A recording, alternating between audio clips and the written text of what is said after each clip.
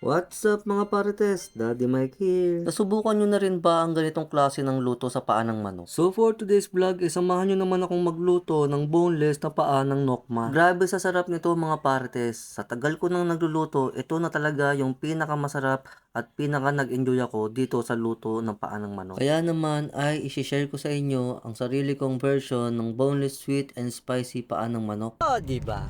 Puro paa yarn. So hindi na ako magpapaligoy-ligoy pa mga parites. Umpisahan na natin magluto. After ko ngang malinisan ng mga ito ay pinakuluan ko na ng 20 to 30 minutes. Kapag napalambot na kasi natin tong mga to ay mas madali na nating matatanggalan ng buto. Cutter nga pala yung ginamit ko dyan, mas madali kasing gamitin. Basic lang naman ang pagtanggal ng buto sa paa ng manok. Kailangan mo nga lang talaga na maluto at mapalambot ng maayos para hindi magkalasog-lasog. Pagkatapos ko nga ulit matanggalan ng buto ay pinalambot ko ulit ito. Kapag malambot na, ihahanguin na natin sa kahirapan. Habang pinapalamig naman natin ay gawa na tayo ng breadings na ihahalo natin sa paa ng manok. Harina, cornstarch, pamintang durog at garlic powder lang ang ginamit ko dyan. Tapos ay nilagyan ko lang ng konting asin.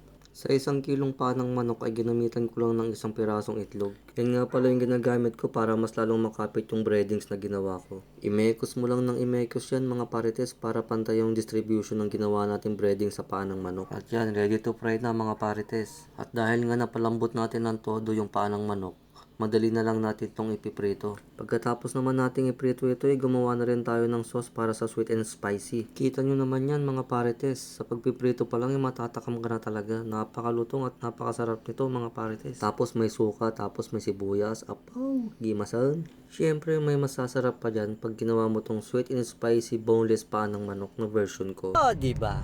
Dito nga pala mga parites ay gumamit na ako ng butter. Pagkatapos ay ginisa ko na rin tong bawang. Pagkatapos ay nilagyan ko na rin ng brown sugar hanggang sa matunaw. Ganyan lang kasimple mga parites, mekos-mekos lang. Kapag natunaw na nga yung brown sugar mga parites, ihalo na rin natin tong ketchup. Ganyan lang mga parites, mekos-mekos lang din ulit. Pagkatapos nyan yung pinagkuluan ng paa ng manok, ilalagyan natin para medyo may sabaw ng kaunti. Ayan mga parites, tapos halu-haluin lang ulit hanggang sa lumapot. Tapos ayan, ihalo na rin natin yung paa ng manok. Mabilis lang siyang lutuin mga parites, lalo na kung napalambot talaga natin yung paa ng manok. Ang challenging lang talaga dito mga parites yung pagtatanggal ng buto. Doon talaga masusukot ang haba ng pasensya mo. Siyempre mga parites, hindi mawawala yung pagpiga ko ng lemon. Oh, diba? Siyempre, ang finale mga parites, ilalagyan ko ng siling haba para naman may konting sipa. Oh, diba? Salamat sa panunood mga parites.